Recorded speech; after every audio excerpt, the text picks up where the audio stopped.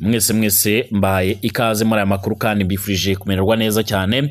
Nyemerera tubane muri izi gahunda ndetse nkugeza amakuru aremereye cyane akomeje kugenda by'umwihariko avugwa cyane muri Repubulika Demokarasi ya Kongo, mu Burundi ndetse no mu bindi bice bigiye bitandukanye hirya no hino mu isi. Muri Rucuro biravugwa yuko imirwano ikaze cyane yongeye gukomeza nyuma y'uko M23 yinjiye bwa mbere mu ndiriza FDLR ibukombo nk'uko amakuru akomeje kugenda atugeraho abivuga.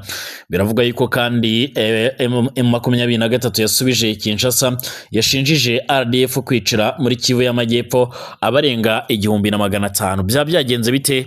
Byabihagaze bite? Munyemerere byose tubyinjiremo ndetse tunabisesengure muri kano kanya tumenye bikomeje kugenda bivugwa ndetse n'ibikomeje kugenda bitangazwa. Ndaza kukubwira kandi andi makuru yanakomeje kugenda avugwa hirya no hino mu isi. Ikaze kuri mwebwe mwese, niba uri ngaha mu Burundi reka nagusuhuze kandi mwifurize ibihe byiza. Niba uri mu Rwanda, muri Uganda, Tanzania, Kenya ndetse n'abandi mudukurikiye muherereye mu bindi bice bigiye bitandukanye hirya no hino mu isi, mwese mbifurije kumererwa neza kandi mbifurije kugira ibihe byiza. Nyemera rero turebere hamwe ayihuta akomeje kugenda anavugwa cyane n'ubundi agaruka kubikomeje kubera mu burasirazuba bwa Repubulika Iharanira Demokarasi ya Kongo. Imirwano yongeye guhindura isura ndetse no gufata indi ntera guhera uyu munsi. Birasa naho uyu mwaka tutangiranye indi mirwano iremereye cyane, nubwo twanawusoje harimo imirwano iremereye cyane yiganjemwo iyatangiye ku itariki 2 z'ukwezi kwa 12 umwaka ushize. Imirwano ikomeye cyane irimo kubica hagati ya M23 n'inyeshyamba z'abazarendo zo mu mutwe wa CMC FDP zikorana byafi n'inyeshyamba z'abanyarwanda zo mu mutwe wa FDLR mu midugudu myinshi ya groupement ya Bukombo, muri sheferi ya Bwito, ni muri teritwari ya Rucuro cyangwa se mu karere ka Rucuro, ni muri Kivu y'Amajyaruguru. Abazarendo kandi bivugwa ko bongeye gukaza ibindi bitero ndetse bikaba abaje gutanga umusada kuri FDLR nyuma y'imirwano iremereye cyane. Amakuru kandi aturuka aha hantu aravuga ko iyi mirwano yatangiye ku bunani ku itariki ya 1 Mutarama 2026 mu mudugudu wa Sisa, ni mu gace ka Kalambi mbere yo kugera ahitwa Mudugudu nkuko bigaragara, aho rero abaturage bamwe bahunze berekeza Bukombo centre. Imirwano ikomereje kandi ahitwa Buhambira nkuko bigaragara ndetse n'ahitwa Kanyatsi, ni mu ndiriza amateka y'umutwe wa FDLR nkuko amakuru agera kuri Kivu Morning Post dukesha inkuru akomeza kugenda abivuga. Biravuga ko M23 ari ubwa mbere by'umwihariko yaricengeye muri iyi midugudu iherereye muri metero bitari byinshi uvuye ahitwa Katsiro nkuko amakuru tugera bivuga, mu gihe kandi imirwano ikomeje. Biranavuga yuko anahitwa za Nyanzare ndetse n'ahitwa Katsiro bakomeje rero kwakira impunzi nyinshi cyane zihunga iyi mirwano. Biravuga ko kandi abazarendo bongeye gufatanya na FDLR bakaba bakomeje guhangana n'uyu mutwe wa 23 mu gihe uyu mutwe ukomeje gusabwa by'umwihariko guhagarika imirwano ndetse iyi FDLR ndetse n'abazarendo nabo bagashyira intwaro hasi. Iyi nkuru irakomeza inavuga ko kandi ibice byinshi bikigenzurwa n'inyeshyamba z'abazarendo z'umutwe wa CMC nkuko amakuru tugira bivuga ndetse n'inyeshyamba za FDLR, ibituma abaturage bakomeje rero kuhahunga ku bwinshi bava muri ibyo bice bishyira mu kaga ubuzima bwabo. Umwe mu bazarendo waje kugenda by'umwihariko agira amajwi ashyira agaragara yumvikanye avuga yuko uyu munsi ndetse no ku munsi w'ejo inyeshyamba z'umutwe wa 23 zabateye, ariko baza kugerageza kwirwanaho ndetse no guhangana n'ibyo bibazo by'izo ntambara, ndetse aza no kumvikana anashimangira ndetse aravuga yuko bamaze gukubita umwanzi. Yavuze yuko kandi umutwe wa 23 bawambuye ibikoresho, nari niyo mpamvu bakomeje kugenzura igice kinini cyane muri ibi bice, ndetse aravuga ko kandi hari abasirikare benshi bapfuye abandi baranakomereka ku mpande zombi, ariko nigeze atangaza ibitigiri byabo. Nta mibare rero y'abapfuye cyangwa se ibyangiritswe irashyirwa ahagaragara mu gihe imirwano igikomeje, mu gihe kandi abaturage bamwe biteguraga kwizihiza umunsi w'ubunani, umunsi wabereye mubi cyane kuko rero waranzwe n'urusaku rw'intwaro ziremereye cyane ndetse n'izoroheje, bituma bata ingo zabo ku bwinshi berekeza mu bice byerekana ko cyangwa se bakeka ko byaba bitekanye. Ku butaka bwa Kongo birasa naho nta gice na kimwe bagira cyo kuruhukiramo cyangwa se cyo kuruhuka cyangwa se ngo bahirize iminsi mikuru, mu gihe urugamba rwagikomeje ndetse barukomeje kugenda ruhindura isura.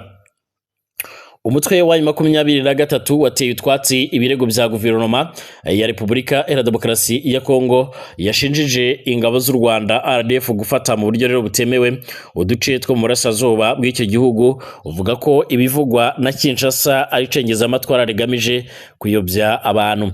Kwa gatatu hari tariki 31 Ukuboza 2025 nibwo EDC biciye rero muri minisitiri wayo w'itumanaho akaba n'umuvugizi wa guverinoma yayo Bwana Patrick Meya yashinjije ingabo z'u Rwanda ibyo birego. Minisitiri Patrick Meya kandi mu itangazo yasohoye kandi yumvikanye ashinza ingabo z'u Rwanda kugaba ibitero mu bice bya Kamanyora, Uvira zikoresheje amabombe ndetse na za drone za kamikaze ngo byicirwamo rero abarenga 1500, naho rero babarirwa mu bihumbi 50 bava mu byabo, abandi nabo bakaba baravuye mu byabo mbere yaho. Bwana Patrick Meya kandi nta gihamya cy'ibirego yashinjije ingabo z'u Rwanda yigeze agaragaza, gusa yavuze ko amakuru rero yashingiweho yatanzwe na societe civile, imiryango y'ubutabazi ndetse n'inzego zimwe za leta. Ariko kandi ku rundi ruhande bivuga yuko ingabo z'u Burundi zarashe muri Kamanyora ibisasu bigera ku 150 byo byaragize ingaruka ku mibereho y'abaturage ndetse no birahitana abatari bakeya. Uyu mugabo kandi yashinjije ingabo z'u Rwanda kohereza batayo 3 z'abasirikare mu misozi miremire ya Uvira, Fizi ndetse na Mwega, akavuga ko by'umwariko ziyoberanyije zikigira abarwanyi batwirwaneho. Akaba yaravuze ko intego y'izo ngabo ari ukwagurira rero urugamba muri teritwari ya Fizi mbere yo gukomereza mu mugerero wa Kremia wo mu ntara ya Tanganyika. M23 rero biciye mu muvugizi wayo Bwana Lawrence Kanyuka uyivugira mu bya politike yasubije ko ibivugwa na leta ya Kinshasa ari cengezamatwara ndetse n'ibinyoma bigamije kuyobya rubanda. Ati M23 rero iratera utwatsi ibirego byo kwigarurira ubutaka bwatanzwe na Bwana Patrick Meya mu itangazo rye ryo ku 31 Ukuboza 2025. Ibi birego n'icengezamatwara ndetse no kuyobya rubanda mu rwego rwo guhisha inshingano zabo leta ku bitero bya gisirikare kandi binyuranyije n'agahenge. Ibi ngibi birasa nkaho ari ukugerageza kuyobya amahanga ndetse n'igitutu bakomeje gushyirwaho. M23 kandi ishinjije ubutegetsi bwa Kinshasa kuba rero bwarashatse gukoresha uduce ingabo zayo by'umwariko zavuyemo zisubira inyuma nk'ibirindiro byo kwigabaho ibitero ndetse no kubigaba mu turere dutuwe cyane n'abaturage. Mu duce rero ingabo za leta ngo zashatse rero gusubiramwo harimo umujyi wa Uvira ndetse no wa Makobora, aho izo ngabo rero zanakoreye by'umwariko ibikorwa byo gusambanya abagore ku ngufu ndetse no gusahura mu buryo buteguwe nk'uko bitangazwa. M23 navuga ko kandi bitandukanye n'ibyo rero ubutegetsi bw'Kinshasa buvuga. Imibare yabo buvuga ko bishwe ishingiye ku masoko atizewe kandi by'umwariko atagenzuwe.